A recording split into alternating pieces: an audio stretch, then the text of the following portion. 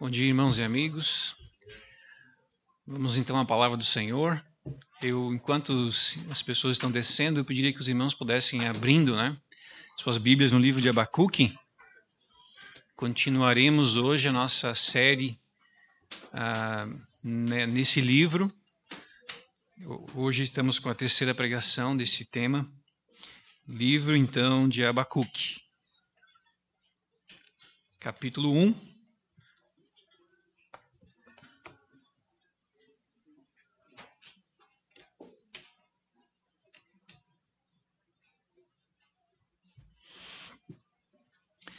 Vamos ler do versículo 5 até o 11. Diz assim a palavra de Deus. Versículo 5. Vede entre as nações, isso é Deus falando, Vede entre as nações, olhai, maravilhai-vos e desvanecei, porque realizo em vossos dias obra tal que vós não crereis quando vos for contada. Pois eis que suscito os caldeus, nação amarga e impetuosa, que marcham pela largura da terra, para apoderar-se de moradas que não são suas. Eles são pavorosos e terríveis, e criam eles mesmos o seu direito e a sua dignidade.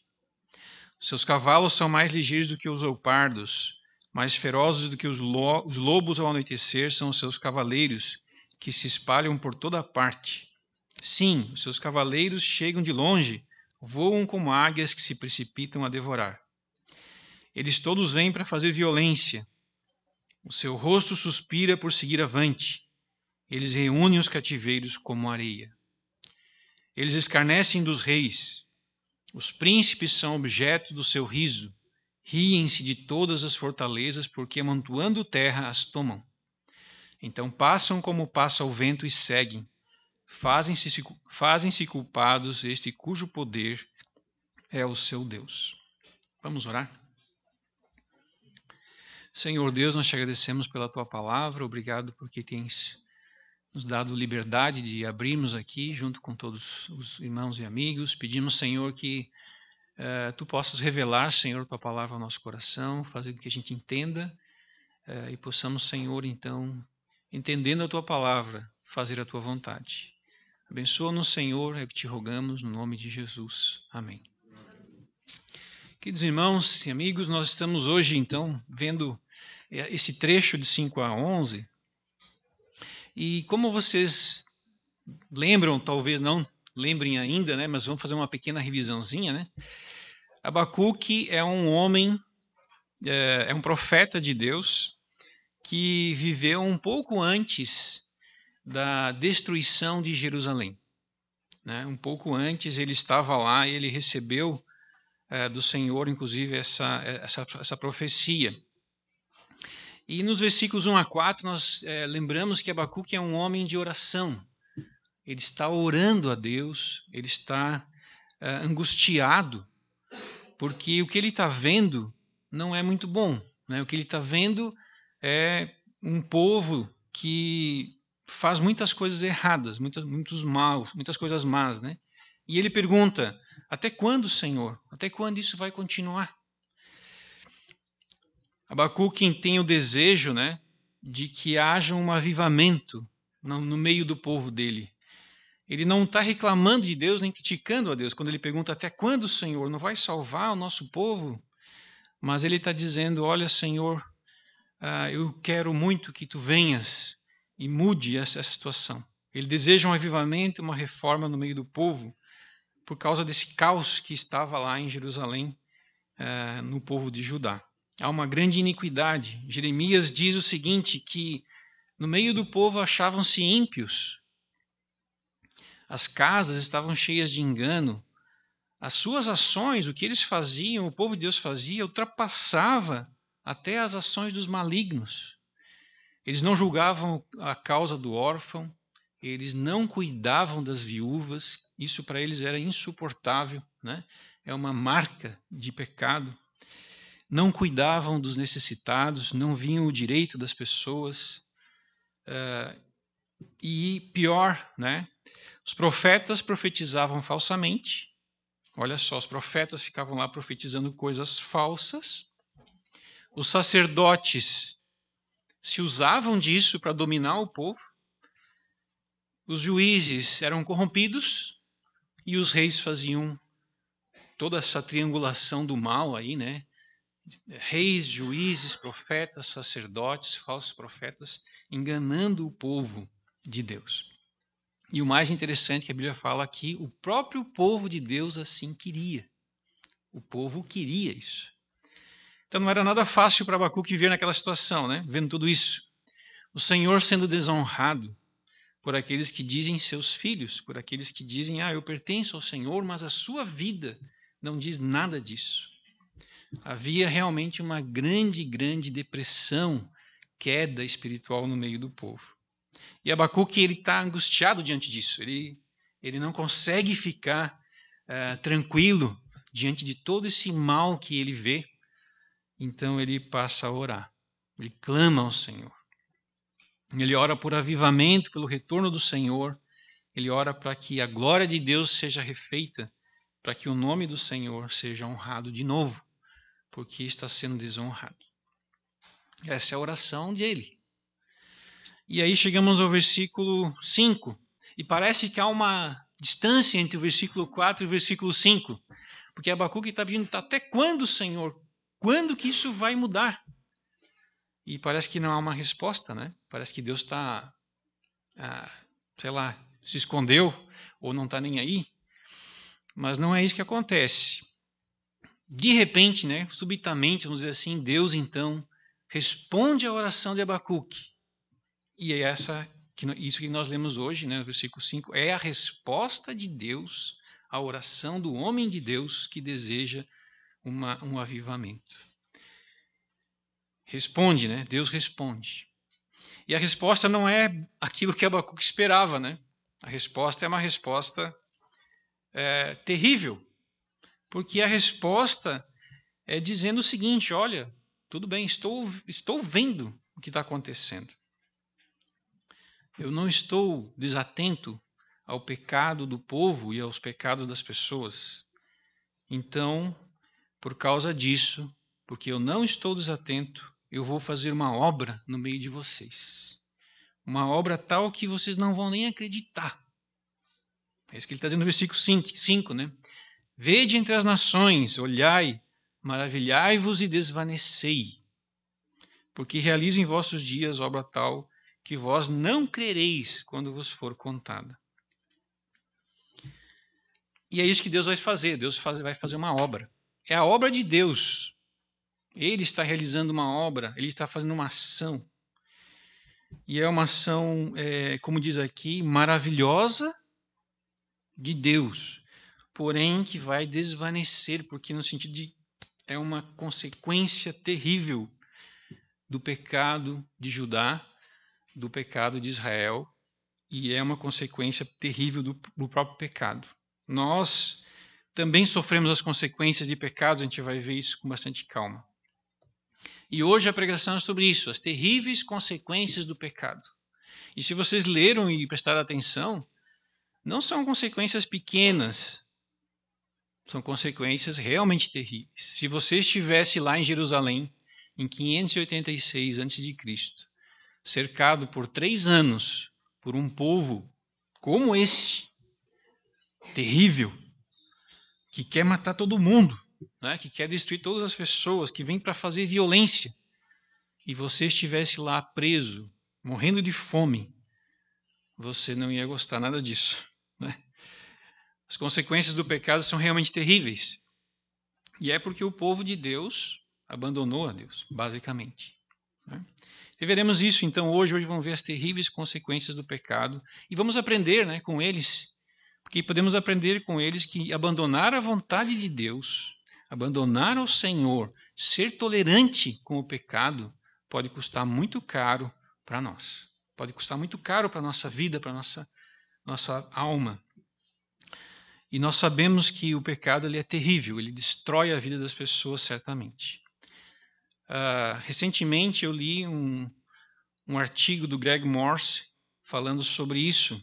Ele conta, né, num artigo, como nós podemos manter nossos pecados de estimação e com isso nós estamos treinando o nosso dragão, né?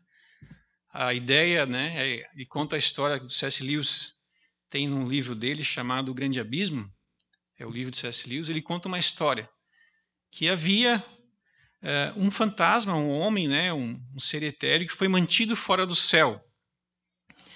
E ele tenta, esse ser, né, manter seu pecado de estimação. E ele tem no seu ombro, né, um dragão, um lagarto vermelho, né, que é o seu pecado de estimação.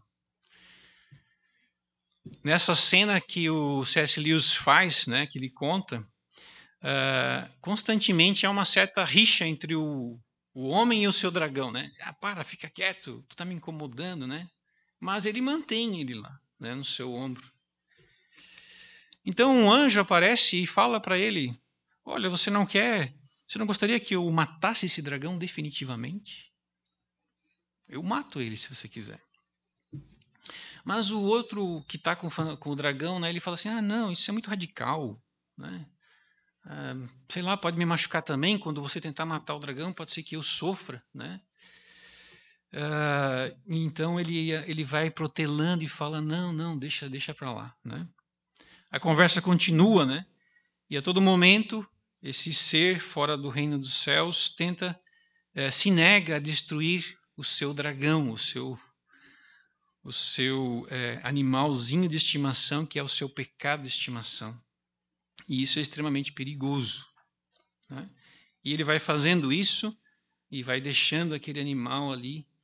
E, de certa forma, é mais ou menos isso que aconteceu com o povo de Judá. O que aconteceu na história? Eles foram recebendo do Senhor avisos, profetas, vieram e disseram: olha, vocês não façam isso, se vocês fizerem isso, vocês vão ser destruídos. Não vivam dessa forma, porque isso vai levar à condenação. E eles foram deixando, né, foram criando os seus pecados de estimação, foram criando o seu dragão. Até que um dia esse dragão pode se voltar contra eles e os devorar. Então, é extremamente perigoso. O povo de Israel acabou fazendo isso, deixando esse dragão chamado pecado crescer na vida deles. É isso que exatamente o livro de Abacuque vai mostrar, não é? Uma certa parte nós podemos também treinar o nosso dragão, né? Aplicando um pouco para a nossa vida, e o autor coloca isso. Como é que se pode treinar o seu dragão? É fácil. Simplesmente peque e não ligue para isso. Você vai começar a treiná-lo, né? Ou então, ore apenas pelo pecado depois de tê-lo cometido. Nunca ore antes de cometer, né? E aí você não se preocupa com ele. Então você peca e diz: eu oro, Senhor, perdoa meu pecado, só que já cometeu de novo. Não ora pelo pecado antes de cometê-lo. Está treinando o seu dragão. Se você abandona o Senhor, não busca o Senhor Jesus Cristo, não tem comunhão com Cristo em oração e na palavra, você está treinando o seu dragão. Ele vai se tornar grande, forte. Não confessar seus pecados a outros irmãos. Às vezes você não quer treinar, quer deixar o seu pecado lá, continuado, né? John Piper afirma que o pecado, quando nós mantemos o nosso pecado, a glória de Deus não é honrada, está nesse artigo também. A santidade de Deus não é reverenciada. A grandeza de Deus não é admirada. O poder de Deus não é louvado. A verdade de Deus não é buscada. A sabedoria não é estimada. A beleza de Deus não é valorizada. A bondade de Deus não é saboreada pelo cristão. A fidelidade de Deus não é confiada ou confiável. As promessas de Deus não são críveis. Os mandamentos de Deus não são obedecidos. A justiça de Deus não é respeitada. A ira de Deus não é temida. A graça de Deus não é amada. A presença de Deus não é valorizada. A pessoa de Deus não é, enfim, amada por você. Então, se você mantém esse pecado, e como eles fizeram, né? Eles acabaram tendo todas essas consequências terríveis. Bem, vamos olhar então um pouco para o texto, e nós entendemos ele com duas partes. no versículo 5 e 6, Deus está avisando, né, aos judeus da justa retribuição de Deus, de que Deus enviaria uma nação de longe para disciplinar o povo. E do versículo 7 ao 11, Deus está descrevendo esse povo. Deus está descrevendo a força e o poder dos caldeus, como eles eram ímpios e como eles eram destruidores. Então, vamos ver isso. Primeiro aparece em 4 palavras ali no versículo 5, né? Vede entre as nações, olhai, maravilhai-vos e desvanecei. Porque realizo em vossos dias obra tal que vós não quereis quando vos for contada. Vede e olhai. O povo, pense no povo naquela época, eles estavam lá dentro de Jerusalém. E os caldeus, os babilônicos, assim chamados, eles estavam vindo, tomando toda uma região, né? Eles começaram atacando os assírios, que eram os grandes povos da época, né? Destruindo os assírios, depois os egípcios, e agora eles estavam vindo, né? Como se fosse uma avalanche. E Deus está falando, olha, vede entre as nações, olhem para fora, porque eu vou realizar uma obra tal entre vós que vocês não crereis. O versículo 6 diz, pois eis que eu suscito os caldeus. Deus mesmo vai levantar aqui os caldeus para fazer essa obra, né? E aí a gente entende o versículo 1, né? Olha o versículo 1, o que diz? Sentença revelada ao profeta Abacuque. Deus está dando uma sentença de juiz. O que é uma sentença? Decreto definitivo, um decreto de condenação dado por um juiz. Por que é uma sentença? Porque não tem volta. Não vai voltar atrás. E é uma sentença que é revelada, porque é mostrada por Deus ao profeta de maneira soberana. E a sentença é, vós, né, que amam o pecado, vocês, povo de Judá, serão destruídos por causa disso. E essa é a grande consequência dos seus pecados. Vocês serão destruídos. E nós sabemos que a destruição de Judá foi enorme, né? Eles tiveram uma destruição grande, Jerusalém foi cercada, como eu falei, levados cativos, as pessoas foram mortas, milhares foram mortos, a cidade foi incendiada, o templo foi destruído, foi levado abaixo, né, e eles tiveram uma perda enorme. Só que o versículo 5 fala que eles não acreditaram, né? Porque realizam vossos dias obra tal que vós não crereis quando vos for contado. E é interessante que, segundo o autor Heber Campos Júnior, no seu livro O Triunfo da Fé, ele fala que naquela época havia uma teologia, uma doutrina, né, um ensinamento corrente dos falsos profetas que eu falei antes, dizendo o seguinte, que Jerusalém não poderia ser destruída jamais. Por quê? Porque eles eram o povo de Deus. Eles receberam a arca de Deus, eles tinham o templo, eles tinham a aliança com Deus. Deus está com eles, simbolizado pelo templo. Eles achavam, então, havia isso, era corrente nos séculos 8 e 7 a.C., de que não era possível a destruição de Jerusalém. Eles achavam que Deus nunca os sujeitaria à espada. E por isso que essa revelação é surpreendente, inacreditável para eles. Eles não acreditavam nisso. Eles tinham essa falsa segurança. Olha, pensa no judeu lá, ele está lá. Nós somos o povo de Deus, né? Nós temos a lei, nós temos tudo aqui, né? Então, nada vai nos alcançar. Veja o que diz Amós, todos, entre aspas aqui, Amós 9, né? Todos os pecadores do meu povo morrerão à espada, os quais dizem, os pecadores do meu povo dizem, o mal não nos alcançará, nem nos encontrará. Mais adiante, em Miqueias, esses mesmos vão dizer, os mesmos pecadores judeus vão dizer Miqueias diz ainda que eles dizem, e ainda se encostam no Senhor, dizendo, não está o Senhor no meio de nós? O Senhor está conosco. Nenhum mal nos sobrevirá. Então eles diziam isso constantemente. Jeremias 5, negaram ao Senhor e disseram, não é ele, e nenhum mal nos sobrevirá. Não veremos nem fome, nem espada. Não foi isso que aconteceu. Por isso que Jeremias 7 vai falar, né?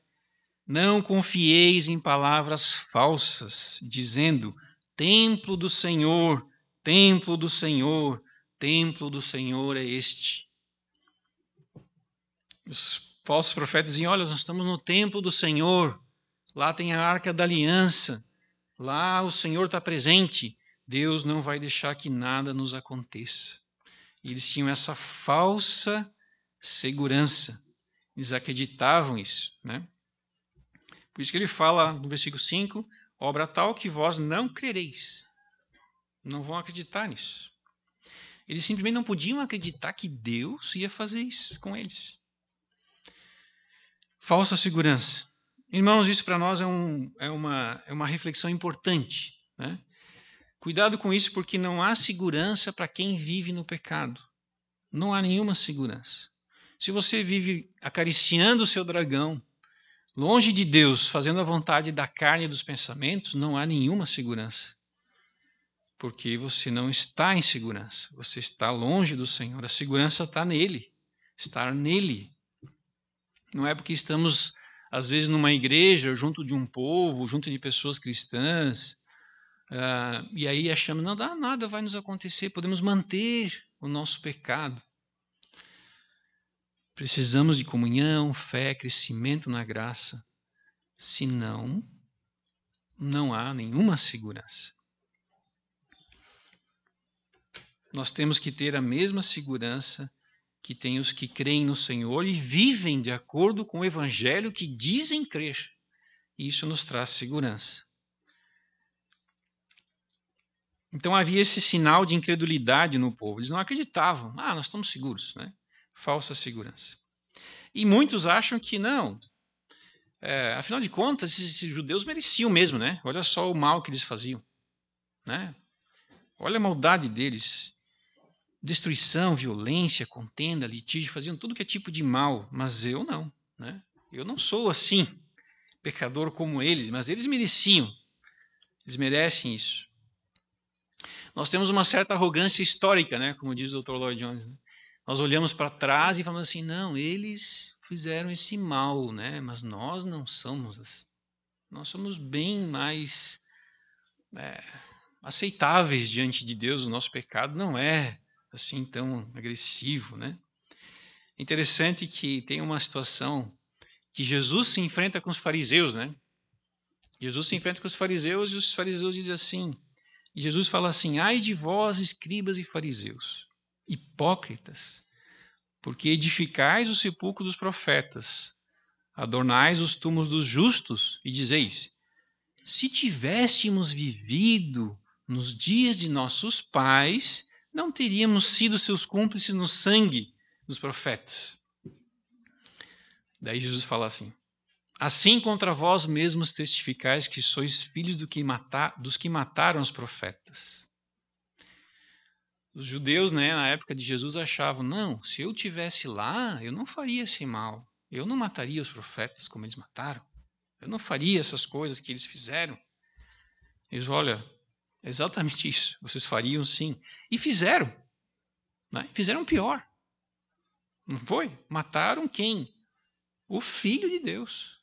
Eles mataram não só um profeta, mas mataram aquele que é profeta, sacerdote e rei. O rei, né? Então eles não acham que nós somos melhores do que eles.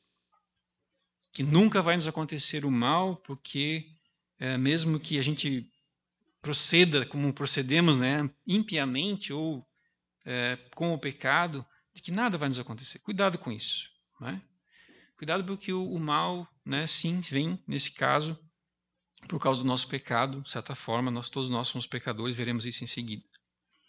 E aí Deus, então, diante dessa situação, né, olha só, o povo acha que não vai ser punido por nada. Né? O povo lá de Judá. 600 anos antes de Cristo. E continuava pecando. E Deus falou, não vai ser assim não. Então ele decreta, né? Ele dá uma sentença, ele fala, vou chamar uma nação poderosa que vai vir aqui e vai destruir tudo. Eis que suscita os caldeus. Então Deus, na sua soberania, ele foi e chamou os caldeus, nação amarga, impetuosa, que marcha pela largura da terra. Suscitar aqui é erguer, levantar, né? Chamar para vir, né? É chamar a atenção. Próxima pregação eu vou falar um pouco mais sobre isso, né? Sobre essa soberania de Deus na história. Como que era esse povo? Esses caldeus, como que ele descreve aqui? São pavorosos e terríveis. Eles fazem o seu próprio direito, né? E a sua dignidade. Seus cavalos são mais ligeiros que os leopardos. O que ele quer dizer com essas descrições todas, né? Cavalos ligeiros, ferozes. Eles voam como águias, são pavorosos e terríveis, destroem tudo, têm prazer na violência. O que eles querem dizer com isso tudo? Eles escarnecem de reis, de príncipes, de fortalezas, ninguém pode ser obstáculo para eles. O seu Deus é o seu poder. Eles confiam nisso. E eles fizeram isso. O que quer dizer isso? Deus está dizendo, olha, não vai ter chance, vocês não vão escapar. Né? Vai vir um povo terrível e eles não vão dar nenhuma chance para vocês. Eles vão realmente destruir tudo. E sabemos pela história, né, que eles foram tão deportados para a Babilônia, ficaram lá 70 anos, serviram, né, ao povo da Babilônia, né, por 70 anos, ficaram lá. A ironia disso tudo é que o povo de Deus, no versículo de 1 a 4, fala que eles eram um povo de violência. Deus suscitou um povo violento para destruir o seu próprio povo. A violência interna do povo contra si mesmo foi julgada pela violência externa de um povo violento. Eles descumpriam a lei de Deus, injustiça, abandono de pobres, de viúvas, e eles foram destruídos por um povo que não seguia nenhuma lei. Eles mesmos criavam a sua própria lei. Os judeus gostavam do poder de dominar as pessoas e conquistar o pobre e destruir, né, o que era mais justo que eles. Os caldeus também adoravam o poder de destruir reis e povos, nações. Então Deus meio que deu a paga, né, daquilo que eles mesmos faziam. Mas os caldeus eram bons diante de Deus? Não, né? Veja o versículo 11, né? Fazem-se culpados este cujo poder é o seu Deus. Eles também eram culpados.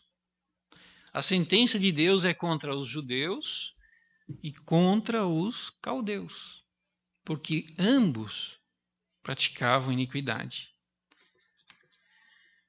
Cabe nós perguntarmos, Deus está agindo dessa maneira por quê? É justa a retribuição? Sim, digo para vocês que é justo. Por quê? Na lei de Moisés, quando Moisés deu a lei, ele já avisou que tudo isso ia acontecer. Deus havia avisado quando deu a lei a Moisés, lá em Deuteronômio 28. Não procurem, eu vou ler rapidamente, senão vocês vão demorar também.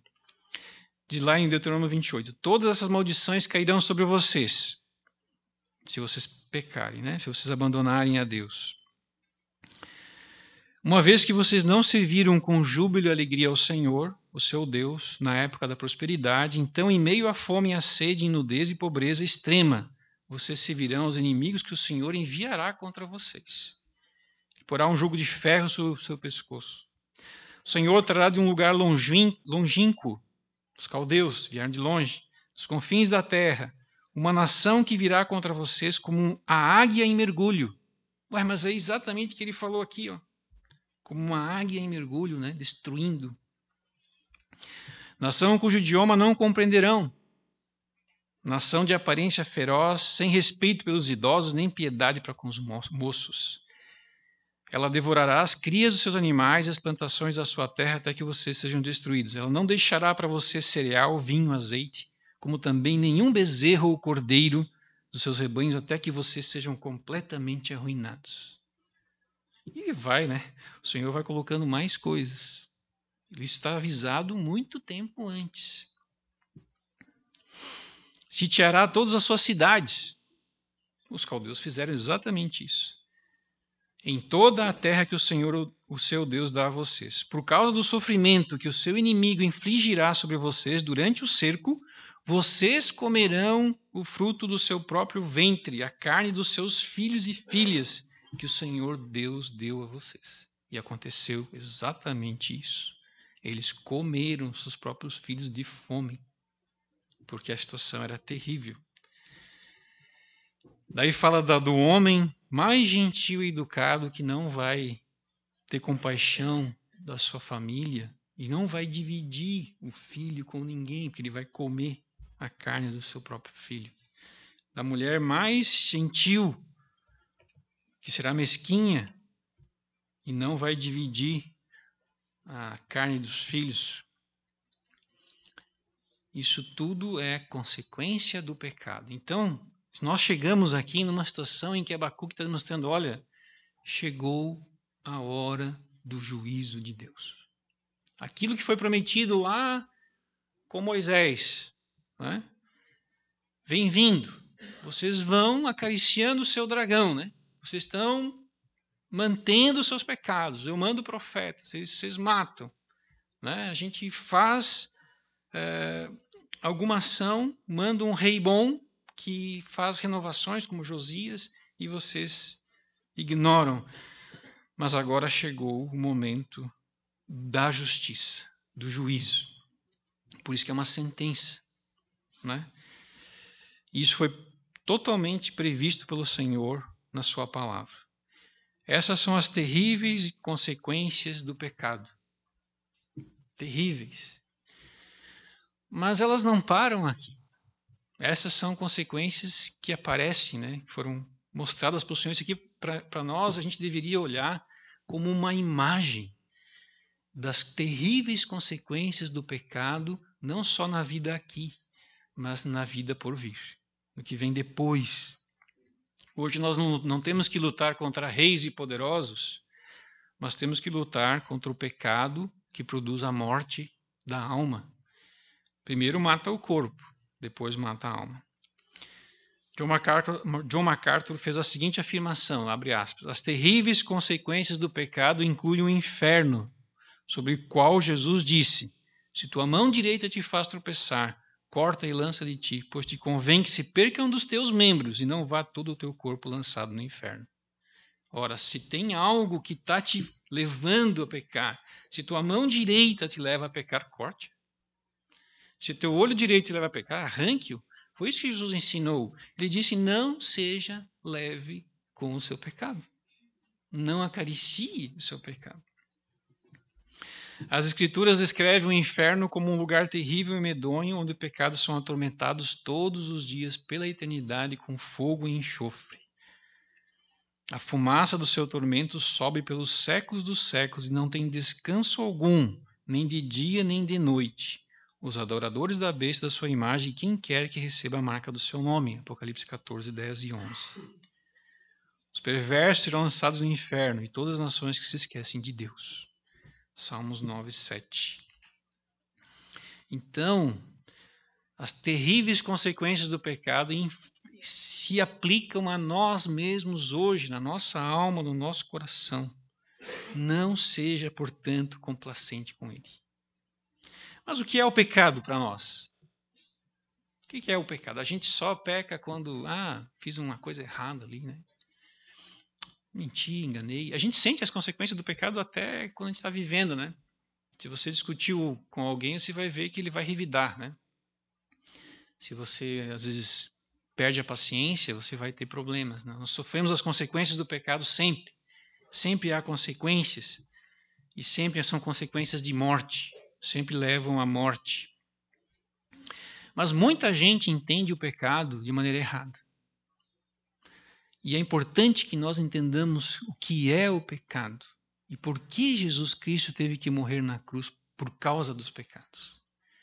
O pecado é essa força poderosa que está dentro de cada um de nós, que nos faz amar o que é errado, que nos faz gostar de fazer as coisas que não são boas. A gente luta com ele, né? Luta com o dragão, mas mantém ele de alguma forma lá, porque a gente gosta dele. O Dr. Lloyd Jones escreveu sobre isso, né? Ele escreveu num livro, Estudos no Sermão do Monte, e o título do capítulo é A Grande Pecaminosidade do Pecado. O pecado é muito pecador, dizer assim, né? Ele faz muito mal, né? A grande pecaminosidade do pecado, que deforma e destrói a imagem de Deus que Deus colocou no homem. Ele habita no interior do homem, nos nossos corações e mentes, e não pode ser eliminado por nenhum de nós completamente. Todos nós somos escravos desse pecado. Os pecados que fazemos são sintomas do pecado. Que essa é uma enfermidade. Imagine alguém doente por dentro. Uma lepra, algo que está lá e não sai. Né? Por isso que Jesus falou, do coração procedem os maus desígnios. De dentro de nós. Homicídios, adultérios, vêm de dentro de nós. Nós estamos presos a isso. E nós não conseguimos nos livrar do pecado.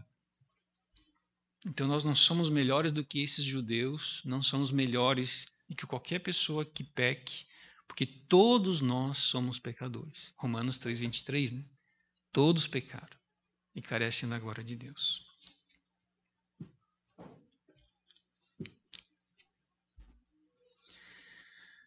O pecado precisa ser destruído, então. E é isso que Jesus veio fazer. Ele vem destruir e vencer o pecado.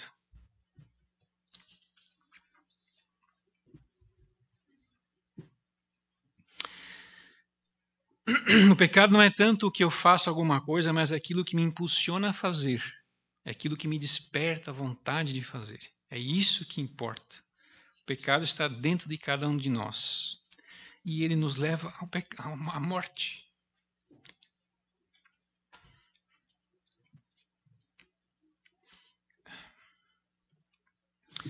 Por isso que tem que arrancar. Né? Por isso que tem que jogar fora. Né? A mesma expressão Riley usou, né? Naquele livro Santidade, sem a qual ninguém verá o Senhor. É um clássico, todos nós deveríamos ler nesse livro. Desculpa, eu preciso me recompor, né? Só um minutinho. Naquele livro do Riley, ele fala assim... Ele também usa a grande pecaminosidade do pecado. É uma coisa abominável, a qual Deus aborrece.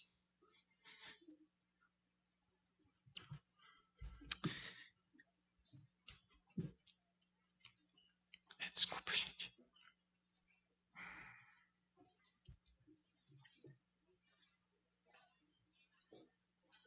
A gente consegue, né? Obrigado, desculpa.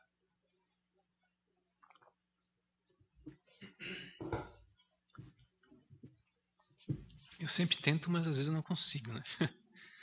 Aqui todos nós temos essa sensação de como o pecado é ruim, né? E a gente precisa combatê-lo. E vemos as enormes dificuldades que isso traz, né? Então o pecado é aquela coisa abominável a qual Deus aborrece, que Deus, que é tão puro de olhos, não pode ver esse mal, né? E a gente sabe que se a gente tropeçar num só ponto da palavra de Deus, num só ponto da lei, a Bíblia fala que nós somos culpados de todos os pecados. Eu acho a expressão lá, o Nicodemos usa uma expressão legal. Ele diz que a lista de pecados possíveis é como se fossem argolas presas no teto e você está preso na última argola, né? O que é necessário para que você caia desse teto que tem várias argolas presas, né? Que são várias leis de Deus, né? Basta que uma se rompa e você cai. Não cumprir um mandamento é suficiente para você ser condenado. E todos nós descumprimos não um, mas vários mandamentos. Riley dizia que considere as coisas mais santas que você faz. Pense nelas. Pense na coisa mais santa que você faz. Talvez seja orar, eu estou orando. Considere lá. Mas quando oramos, quantas vezes a nossa atenção é distraída? Quão pequena é a nossa reverência diante de Deus? Quão pouco remorso sentimos das misérias? Quando fazemos as melhores coisas, ali estamos pecando. Então, até quando oramos, a gente tem a capacidade de pecar. Isso porque essa enfermidade está dentro do nosso coração. E nós precisamos que Jesus Cristo nos salve. Senão, todos pereceremos igualmente. Segundo Piper, o pecado é todo sentimento, pensamento, palavras ou ações que vêm de um coração a quem Deus não é o maior tesouro acima de todas as coisas. Então, apesar de nós vermos aqui as consequências do pecado, Judá sendo destruído, isso tudo são símbolos para nós, hoje. Símbolos para a nossa própria vida. Nós devemos cuidar, porque nós corremos risco sempre se nós acariciarmos o pecado. E nós também vemos à nossa volta pessoas indo para o inferno, porque elas não estão livres da condenação do pecado. E Deus não vai ter por inocente o culpado no dia do juízo final. Ele não vai ter. A Bíblia deixa muito clara isso. Deus não tem por inocente o culpado. Ora, como é que nos tornamos inocentes? Se nos associarmos ao único que foi inocente, que é Jesus Cristo. E aí? Aí estamos salvos. Muito bem. A salvação por meio da morte e ressurreição de Cristo é quem faz propiciação pelos nossos pecados. Onde Israel falhou, onde a lei falhou, Jesus não falhou. Ele é aquele que cumpriu toda a lei no nosso lugar. E por isso nós não precisamos cumprir toda a lei, porque ele cumpre por nós. É claro que a Bíblia fala e alerta a cada um de nós que já é cristão, que nós nunca devemos desprezar o que recebemos do Senhor, porque senão estamos numa situação muito ruim. Recebemos do Senhor. Leia Hebreus tem esse propósito.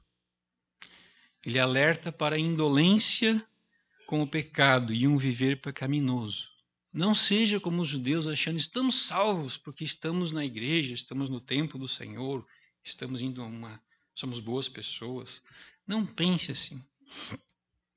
Confiando nisso quando não há frutos que indiquem isso. Por isso que o Senhor avisa lá em Hebreus 12, tende cuidado, não recuseis ao que vos fala, pois se não escaparam aqueles que recusaram ouvir, quem divinamente os advertia sobre a terra, muito menos nós, os que nos desviamos daquele que do céu nos adverte. Ora, os judeus desviaram de alguém que falou da terra. Quem? Abacuque, Isaías, Jeremias. Eles desviaram ouvindo pessoas como outras. Mas nós podemos nos desviar ouvindo aquele que vem do céu, que é Jesus Cristo. Se eles não escaparam por não ouvir os profetas, nós também não escaparemos se não ouvirmos a Jesus Cristo. Essa é a grande verdade, porque ele nos adverte do céu. Não vos enganeis, de Deus não se zomba. Aquilo que o homem semear, isso também se fará. E, finalizando, Romanos 2, 5 a 8, diz assim, mas segundo a tua dureza e coração impenitente, acumulas contra ti mesmo ira para o dia da ira e da revelação do justo juízo de Deus. Que nós não tenhamos esse coração duro, impenitente, que isso acumula ira. e acumulou ira para o povo judeu durante séculos, até que Deus, tendo misericórdia após misericórdia, longanimidade após longanimidade, por séculos, avisando o povo, finalmente chegou o dia da destruição, como a gente viu aqui em Abacuque.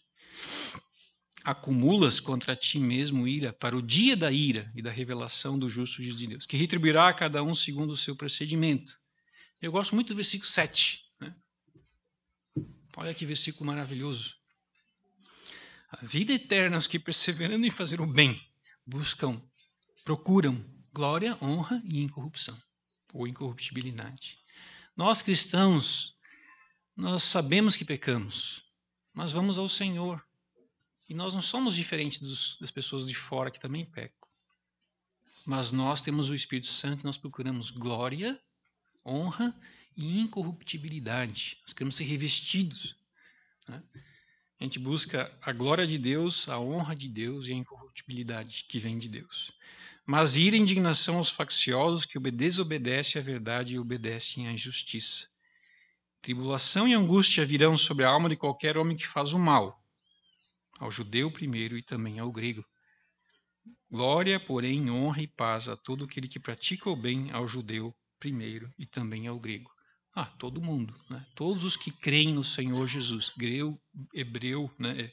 Judeu ou grego, aqui quer dizer todos os povos, receberão glória, honra e paz se confiarem no Senhor Jesus Cristo e viverem a vida que o Senhor tem nos proposto. Vamos orar? Senhor Deus, obrigado por tua palavra, te agradecemos pelo teu amor, pedimos, Senhor, que tu abençoes a cada um de nós, que a gente possa, Senhor, entender a grande malignidade do pecado, a grande monstruosidade que é pecar aos teus olhos, e que isso levou, Senhor, à morte do teu Filho por nós. Por isso nós devemos ser agradecidos a ti, Senhor, te louvar, porque cremos nele e estamos livres de tão grande destruição. Obrigado, Senhor, por tão grande salvação. E se alguém de nós ainda, Senhor, precisa de ti, que tu nos convenças que somos pecadores e que precisamos de um Salvador.